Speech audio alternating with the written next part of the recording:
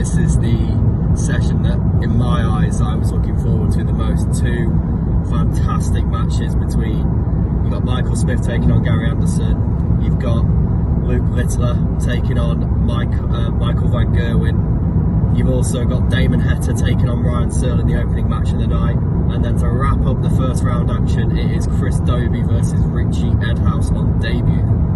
So 4 great matches. Remember to keep it session during this amazing session.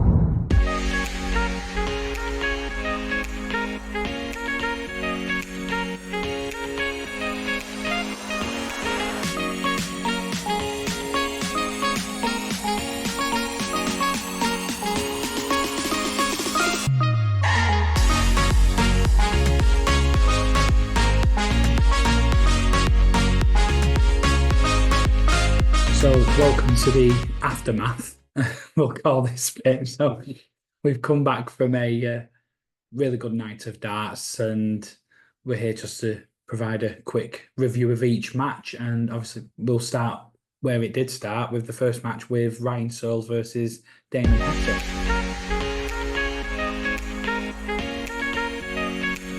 With Damon Heta versus Ryan Searle, and it was a conventional start by both players, but then Ryan Searle just started doing some incredible finishing, and then adding that to his power scoring, he just seems to just find his mojo and then kick on. It's such a fantastic rhythm when you watch Ryan Searle, especially when he's playing darts like that. It's just beautiful to watch. And the 167 to get his first leg of the tournament was, in my eyes, the catalyst in this performance that he had tonight. He was 2-0 down early on. Damon Heta raced out the gates, but the 167, I think he had 3 ton push checkouts overall and running out a 10-4 winner in the end. Yeah, I mean, a lot of people backstage were saying, it's just so fluent, and he is fluent in darts. I've got to say, he was throwing some really nice stuff. Definitely, and the form was there for Ryan Searle. He was always there or thereabouts on the Pro Tour. I think he won Pro Tour Event 3 earlier on in the year, and I think he also reached the final of one where he lost to Gary Anderson. So the form was there, hence why he earned his spot at the World Matchplay. And again, it's all about, for Ryan Searle, transferring that form onto the big stage, and 100 average in that match. You could say he did that tonight. Congratulations on the win tonight. Obviously, the 167 checkout at the start of the game was a big turning point in the match. What was going through your mind when that bullseye was hit?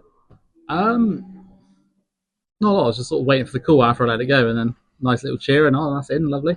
But yeah, I feel like I was feeling confident, and when I've hit a big finish, I'm sort of nodding my head as if to say, yeah, that's good. I feel like my opponents are in a bit of trouble, and it's something that I'm looking to continue. And obviously, last year was the first time you got a win on the Blackpool stage. How important was it that getting that first win over the line and coming into this tournament? Yeah, it was obviously big, but the year before that, I lost to Dirk in the first game, and I had lost with 101 average. And you look down through the draw, and people are winning with 92, 93, and it's something you kind of don't really want to look at, but you do. So obviously, it's a venue that I feel good at, and I look forward to my next game. Thank you, Ryan. Cheers, mate.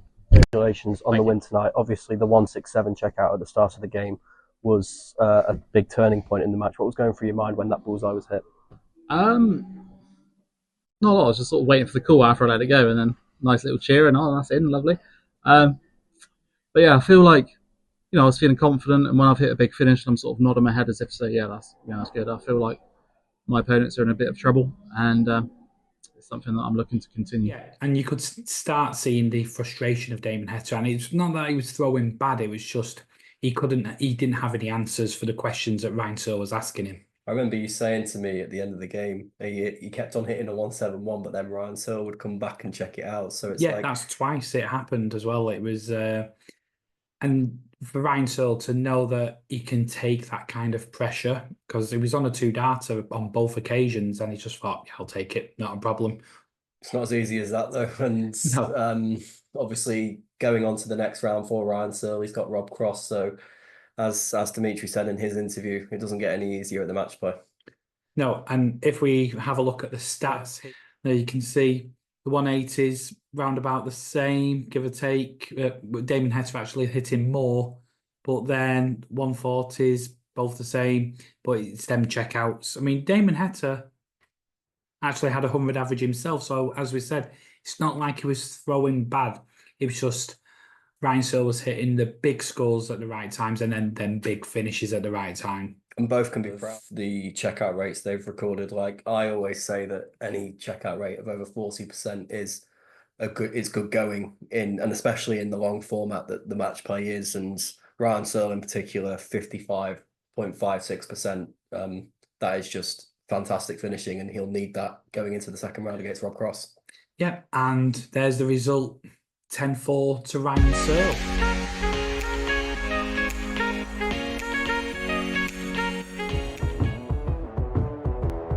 So the guys at Red Dragon Darts have been extremely busy. They've got their new range of products endorsed by the current world champion Luke Coolhand Humphreys. They've got the world champion Tour Polo. They've also got the new Optimus set. New Coolhand dartboard surround. They've also got the new Coolhand dart case by Stone 2 and the Coolhand Luke Humphreys flight collection. And introducing the Airwing Molded Flight Technology endorsed by Coolhand Luke Humphreys by Red Dragon.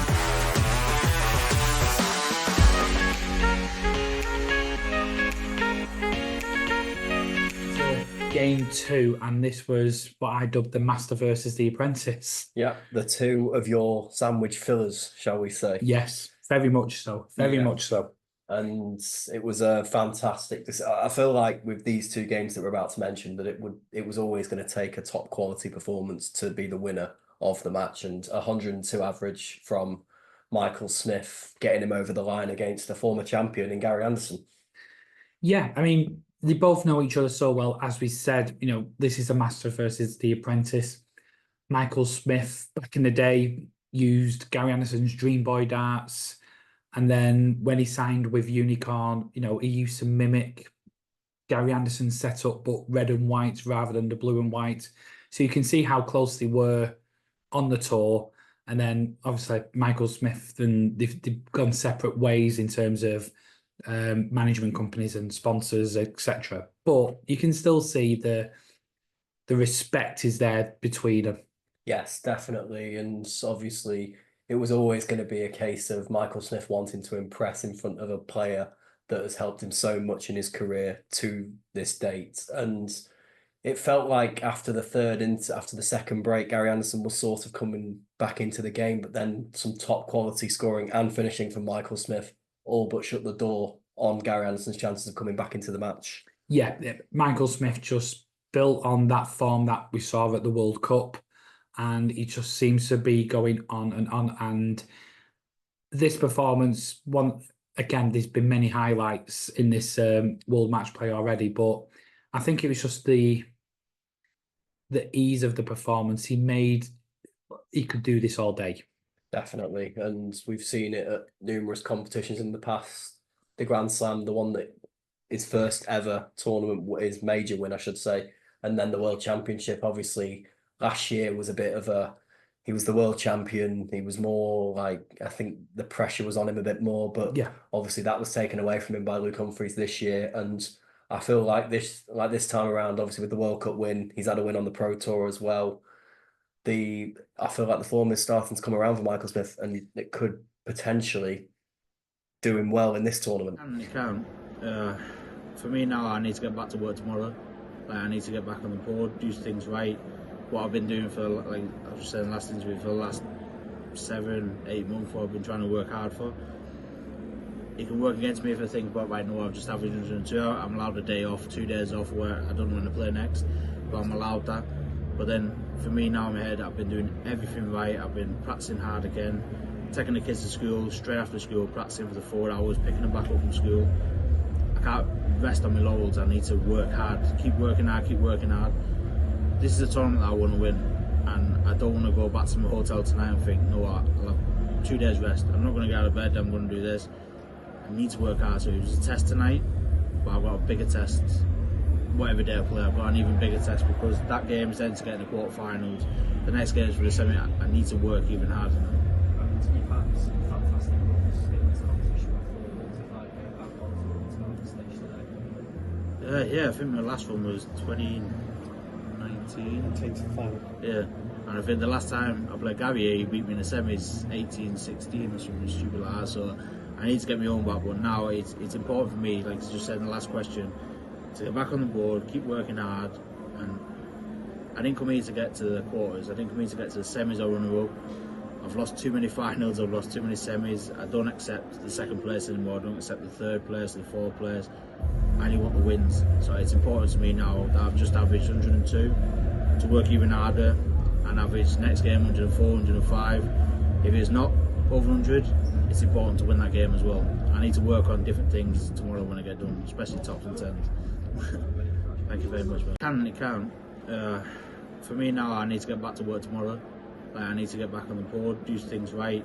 What I've been doing for, like I was saying in the last interview, for the last 7-8 months, what I've been trying to work hard for.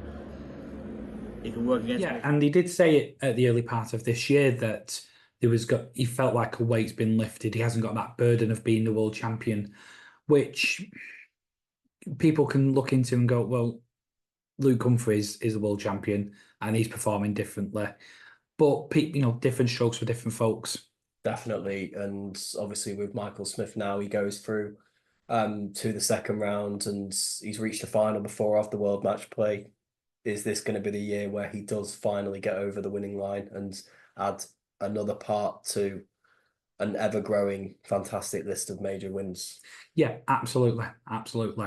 And if we look at the stat, you can see Gary Anderson with more 180s, but that's Gary Anderson. He is a prolific 180 hitter. I'm not saying Michael Smith isn't, but that's always been a forte of Gary Anderson's.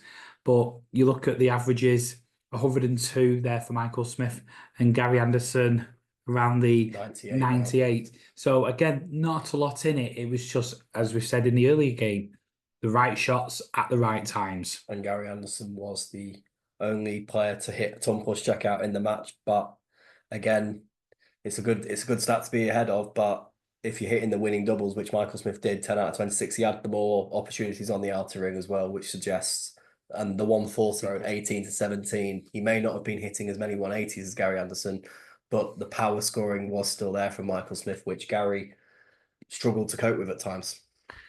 Yeah, so that was game 2 of this session, but then we had the next game.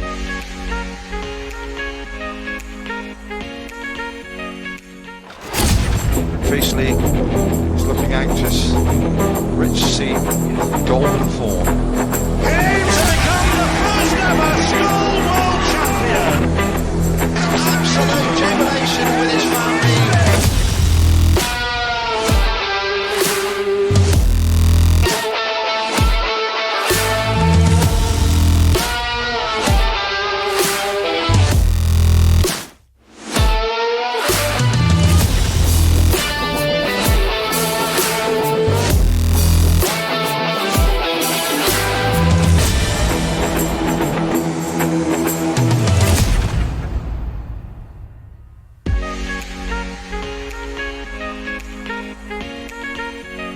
So moving on to match 3, and boy, what a match. Yeah, that's one way you could definitely describe it. And I feel like we knew that this was going to be the case when the draw was made. It's 2 players that qualified for the Premier League finals night, and that was the top 8 players in the world. So to see this game in the first round, mind-blowing. Yeah, I mean, the unique way of, obviously, Luke Littler's rise through the rankings, and he's not in the top 16 yet, but that's only a matter of time in a lot of people's opinion. But yeah, the uniqueness of this meant that he was open to a very tough draw, and he got Michael van Gerwen first round. Now, we discussed earlier, this could be the round of the tie, and this one has a lot of ramifications for the rest of the tournament. But I've got to give it to Michael van Gerwen. He performed brilliantly. Definitely. He knew that he had to perform well to win this game, because Luke Littler coming into this Premier League champion, he's beat Van Gerwen on the World Series stage. He's won 2 Euro tours. He's also won the opening Pro Tour of the year. So he's won in everything he's played. But tonight it was the Van Gerwen show. Yeah. Excuse me. Michael van Gerwen put in some big out shots at the right time, and his setup play was really good. And he asked a lot of questions of Luke Littler in the middle of the game, I think. And unfortunately, on this night, Luke just couldn't get them answers. Now, on another match, it just could be a complete flip around. That's how good these two were throwing. It was a case of 6 and 1 and half a dozen of the other. But I think the scoreline showed Michael in a dominant fashion. Definitely, it showed that experience played better in this. It came out on top, I should say, in this game rather than the youth that is Luke Littler. And obviously, Van Gerwen's a 3-time world matchplay champion, I should say, and he's got the experience to be able to go deep. And obviously, after winning that game tonight, he'll definitely be confident and have the wind in his sails in terms of the rest of the competition going forward. Yeah, and post-match, you saw how much it meant to him. I mean, it was like he almost won the event. That's how much he put into that celebration because, it's a tough game. Luke Littler is one of the toughest games that you can have to have it first round. For most people, a first round is where you set your marker. And I know, and that's not discrediting the players that lose in them games, but in the past, that's where are they up to? Sort of like Taylor in the past, makes sense.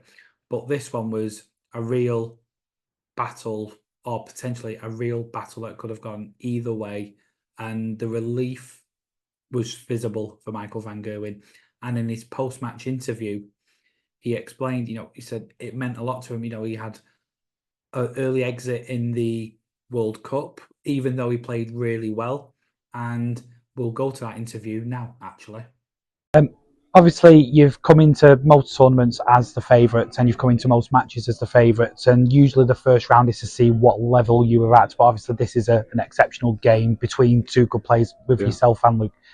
Was there any thinking going into the match of going, right, I want to put in a really good mark, or was it just get the job done, win the match, go on to the next round? I want to put in a good game. I wasn't having the big mouth what I sometimes have before. I think I was, of course, I'm not stupid. I think, of course, I was also the underdog and I had to prove a point tonight. That's why the game was that important for me. And that's why I'm so happy with this outcome tonight, with winning the game.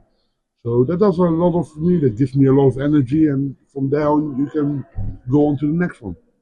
And from the World Cup, obviously, you played really well at Blighter, an early exit, but you took that form from the World Cup into... I think I played well there. I think I played well there. So then I had a few days nice away with my wife and kids to Ibiza. I had a few nice days relaxing. I didn't do a lot there.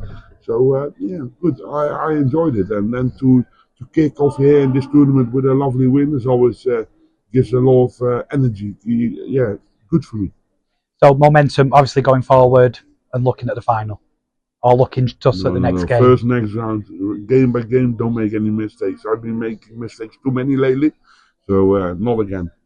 Good luck in the next round. Thank you. So, as you've heard from that interview, maybe that little bit of rest that he had with the family, recharge his batteries, didn't overdwell on it, didn't go, oh, what was I playing bad, etc. He just thought, no, I'm playing well.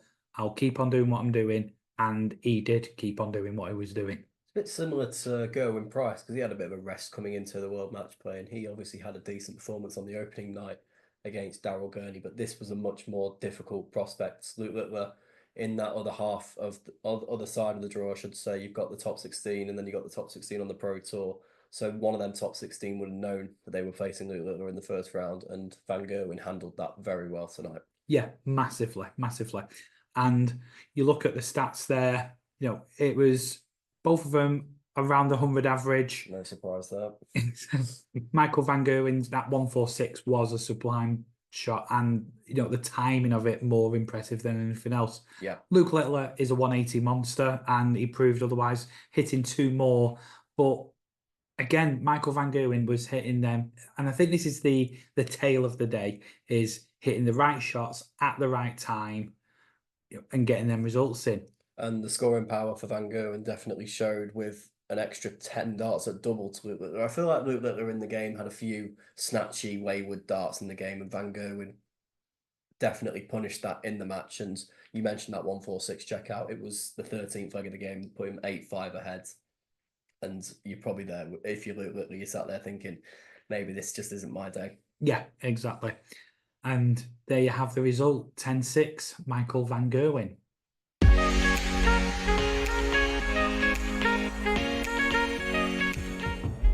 We have got an amazing competition here at the Darts World Matchplay podcast.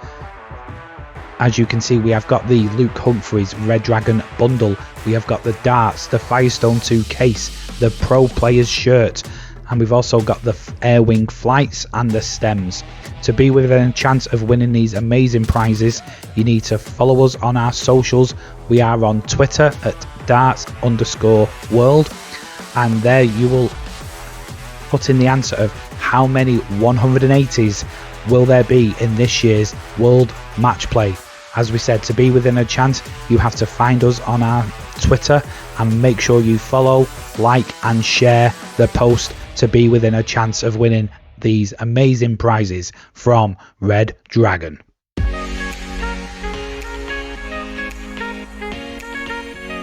So moving on to the final game of the Monday night session, and you had Chris Dobey taking on Richie Edhouse.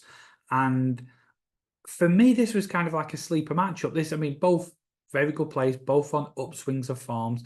We all know about Richie Edhouse's form on the European Tour and on the Pro Tour. And it was a case of, can he bring this onto the match play stage? Chris Dobey is well experienced, I would say, on the match play stage. On the opposite side of the coin, can he just fight, just keep Richie Edhouse back? And that was the case. It's that form on the Pro Tour and the Euro Tour for Richie Edhouse, which is what got him into the match play this year, I should say.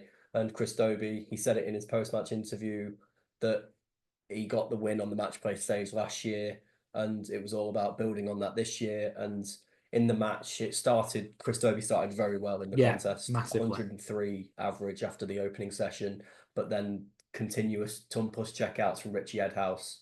He fought his way back and actually took the lead in the tie. And I asked Chris Dobey about that in his post-match interview, and here's a clip from that now. Chris, congratulations tonight. Obviously, in the early parts of the game, you had a fantastic start, but with the 2 ton-plus checkouts, what were you thinking when the 130 went in? I knew obviously what he's capable of, so I didn't expect him to miss because he was finishing each leg as well, and he's just one of those players. Once he's on one, it's hard to get back, and I just had to keep it together. I knew I was in with a chance if I scored well. I knew we couldn't keep it up throughout the game, but yeah, I'm just happy to get that one. And obviously in the next round, you've got Michael Smith, a very close friend of yours. What are your thoughts going into that game? Just the same. I'll go into it exactly the same frame of mind. Obviously, we're really good friends. We'll probably even practice with each other on the night that we'll play. So it's kind of like I don't feel any different playing him or playing whoever. But yeah, I'm looking forward to hopefully it's a good game.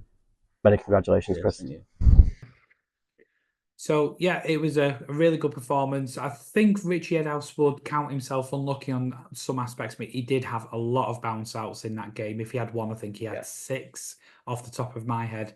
And, you look at that and you think, like Luke Littler, is this going to be my day? But unfortunately, that wasn't the case. All in all, though, for Richie Edhouse on your first appearance on the Winter Garden stage, he put up a real fight, and a bit like Gian Van Veen yesterday, he can certainly hold his head high after that performance because he really did test Chris Dobey in that game, and in the end, Chris Dobey did just get that lead ahead in the last few stages of the game, but for a load of legs in the tie, it was Richie wins a leg, Chris wins a leg, and it's just back and forth. Yeah. But Chris Dobey coming out the eventual winner, and we'll have a quick look at the stats there. And as you can see, the 180s in favour of Chris Dobey, the 140s in favour of Chris Dobey, and the score. So the scoring side of the game, Chris Dobey had the edge. But then you look at the checkout percentages. I mean, it's not a lot in it.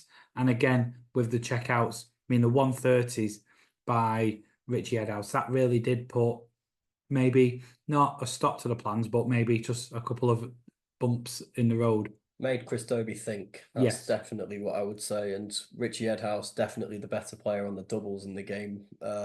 Nearly 16 darts less at double, but he only walked away with 3 legs less than Chris Dobie overall in the tie. But we knew Chris Dobie had the scoring power in this game. He's shown it time and time again when he won the Masters, when he was in the Premier League. That experience is all going to help going forwards. And you look at the game as well, and the 130 checkout you mentioned was the part of the game where he would have really had to have thought of what he was really up against in the tie. But Chris Dobie knows, and the 2 double 19 finishes as well. I think he had 2 different shots in the game. They were special. They were nice. Definitely. So there we go, 10-7 to Chris Dobie, and that completed the first round.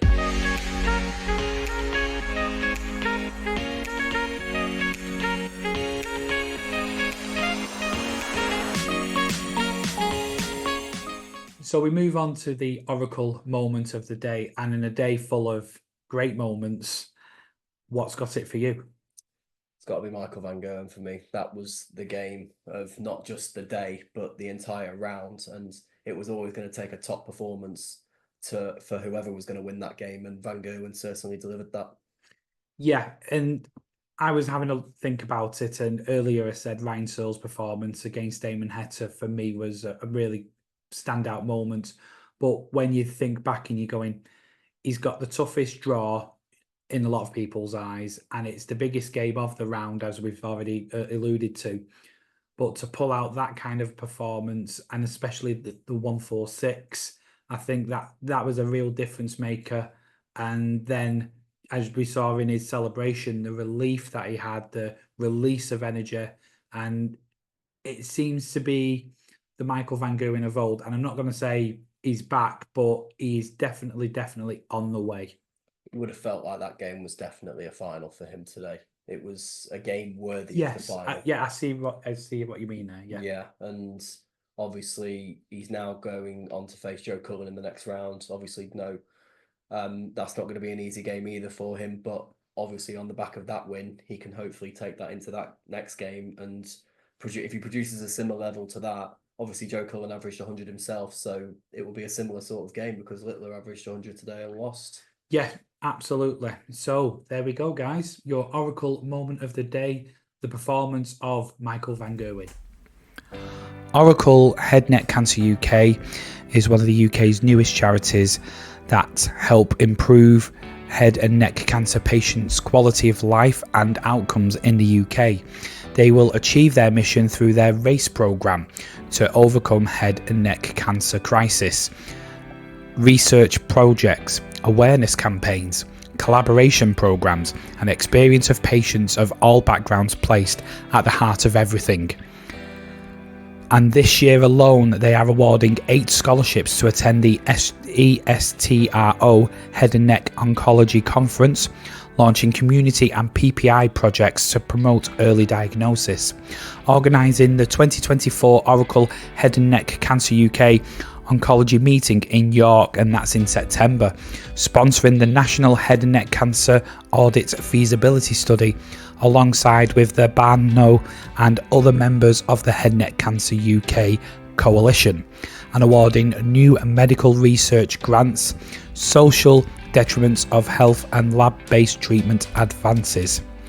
Help us by helping support Oracle by donating on their website, or you can go onto their Instagram page, their Twitter page, Facebook and LinkedIn. For more information, send an email to info@oraclecancertrust.org. Thank you. So here we are at the end of night 3, and we had 4 fantastic games with 4 fantastic winners.